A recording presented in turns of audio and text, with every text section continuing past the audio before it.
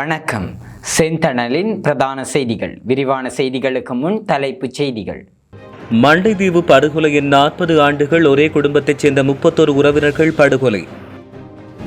இயக்குனர் இமயம் பாரதி ராஜாவின் இறுதி கிரியை என்று. மாநகர சபையின் பொறுப்பில் யாழ் கலாச்சார மையம் கொண்டுவரப்பட வேண்டும், சபையில் நிறைவேறியது தீர்மானம். ஆசிரியர்களின் பல்வேறுபட்ட பிரச்சனைகளுக்கு தீர்வு கோரி வவுனியாவில் கையெழுத்து போராட்டம்.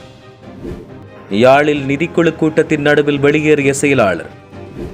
எல்னினோ தாக்கம், இலங்கையில் கடல்நீரை சுத்திகரித்து விநியோகிக்கும் அபாயம். யாழுக்கு வருகை தந்துள்ள நெதர்லாந்து தொல்லியல் திணைக்கள அதிகாரிகள் குழு. உயிர்த்த ஞாயிறு தின தாக்குதல் விசாரணைக்கு இடையூறு ஏற்படுத்த வேண்டாம், நீர்கொழும்பில் ஆர்ப்பாட்டம். கொழும்பு காலிமுகத்திடல் கடலில் துயரம், நீராடச் சென்ற 11 வயது மாணவன் பலி. குடும்ப தகராறார் விபரீதம், மனைவி கொடூரமாக கொலை, கைதான கணவன் திடீர் மரணம். காங்கேசந்துறை முதல் கற்பட்டி வரையான கடற்பிராந்தியங்களுக்கு சிவப்பு எச்சரிக்கை. கனடாவில் கொண்டுவரப்பட உள்ள புதிய சட்டம். அமெரிக்காவின் கட்டுப்பாட்டில் ஹோர்முஸ் நீரிணை, பாதுகாப்புத்துறை செயலாளர் அதிரடி அறிவிப்பு. தொடர்பென விரிவான செய்திகள். மண்டைதீவு படுகொலையின் 40வது ஆண்டு நினைவு நேற்றைய தினம் குருநகர் பகுதியில் அனுஷ்டிக்கப்பட்டது. குருநகர் பகுதியில் அமைக்கப்பட்டுள்ள நினைவு தூவியில் குருநகர் மக்கள் அஞ்சலி செலுத்தினர். குருநகர் ஆலய பங்கு தந்தை திருப்பலி ஒப்புக் கொடுத்து மெழுகுவர்த்தி தீபமேற்றி மலர் தூவி மக்கள் அஞ்சலி செலுத்தினர். 1986 ஆண்டு ஜூன் மாதம் 10ஆம் தேதி குருநகர் பகுதியிலிருந்து படகொன்றில் 31 மீனவர்கள் கரைவலை மீன்பிடிக்காக மண்டதீவுக்கு சென்றனர். இதன்போது அங்கு நின்ற கடற்படையினர் அவர்கள் மீது துப்பாக்கி பிரயோகம் மேற்கொண்டும் வாளால் வெட்டியும் சேதப்படுத்தியுள்ளதாக தெரிவிக்கப்படுகிறது. இந்த நிலையில் 31 பேர் உயிரிழந்ததாக தெரிவிக்கப்பட்டுள்ளது. உயிரிழந்த 31 பேரில் ஒரே குடும்பத்தைச் சேர்ந்த உறவினர்கள் படுகொலை செய்யப்பட்டதாகவும் அவர்கள் படுகொலை செய்யப்பட்டதுடன் 40 ஆண்டுகள் நிறைவு பெற்ற நிலையில் உறவுகள் கண்ணீர் மல்க அஞ்சலி செலுத்தியுள்ளனர்.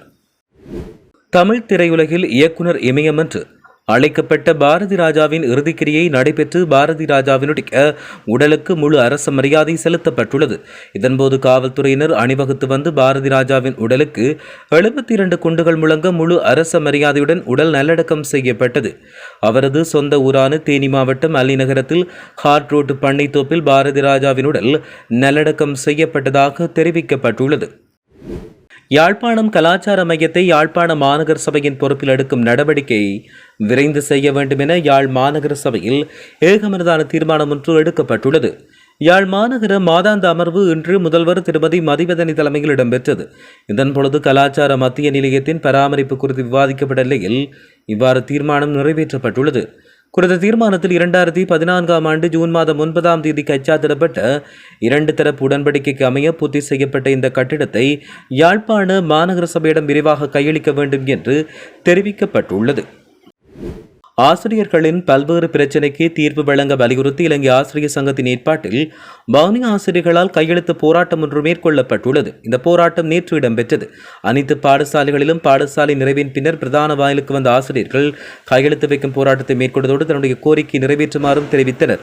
இதேவேளை வவுனியா முஸ்லிம் மகா வித்தியாலயத்துக்கு முன்பாக இலங்கை ஆசிரியர் சங்கத்தினர் கையெழுத்து வாங்கும் செயற்பாட்டை முன்னெடுத்ததாக தெரிவிக்கப்பட்டுள்ளது. யாழ்ப்பாணம் வடமராட்சி தெற்கு மேற்கு பிரதேச சபையின் நிதிக்குழு கூட்டம் நேற்றைய தினம் சபையின் தவிசாளர் தலைமையில் இடம்பெற்றது. இந்த கூட்டம் நடைபெற்றுக் கொண்டிருந்த போது சபையின் செயலாளர் எவ்வித முன்னறிவித்தலுமின்றி திடீரென்று வெளியேறினார். வெளியே சென்ற செயலாளர் நீண்ட நேரமாகி மீண்டும் கூட்டத்துக்கு சமூகம் அளிக்காத காரணத்தால் கூட்டத்தில் பெரும் அமைதியின்மையும் குழப்பமான சூழலும் ஏற்பட்டது. இதனால் அதிருப்தி அடைந்த சபை உறுப்பினர்கள் செயலாளரை தேடிச் சென்ற போது அவர் பொறுப்பற்ற முறையில் தனது சொந்த வேலையில் ஈடுபட்டுக் கொடுத்ததாக தெரிவிக்கப்பட்டுள்ளது. செயலாளரின் இந்த அலட்சிய போக்கால் வேதனடைந்த சபை உறுப்பினர்கள் இந்த சம்பவம் குறித்து உள்ளூராட்சி ஆணையாளருக்கு முறைப்பாடொன்றை அனுப்பியுள்ளதாக தெரிவிக்கப்பட்டுள்ளது.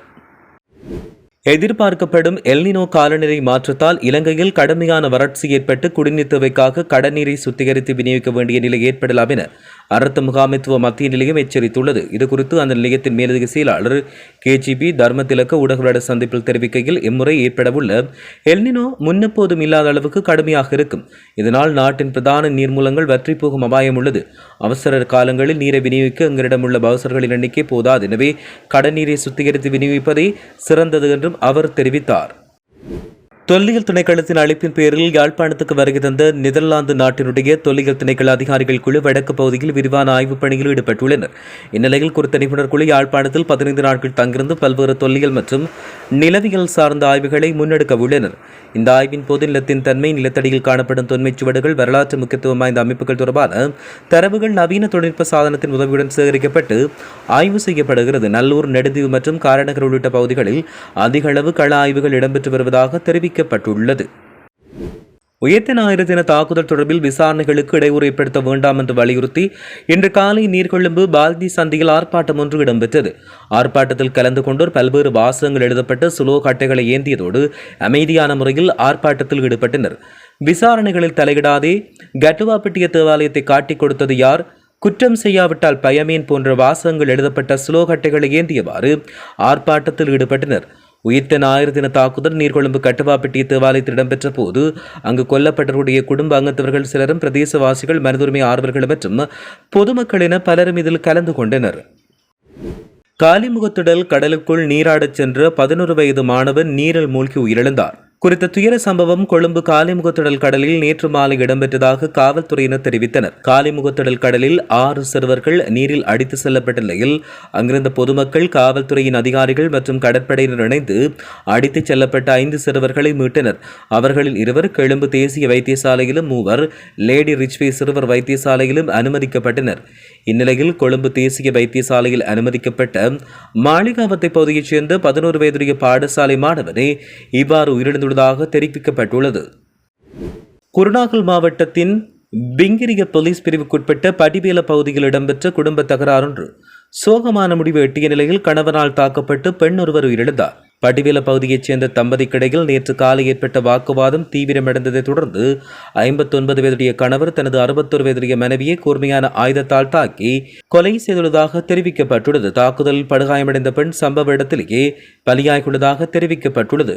சம்பவத்துடன் தொடர்புடைய சந்தேக நபரான கணவர் பிங்கிரிய போலீசாரால் கைது செய்யப்பட்டார்.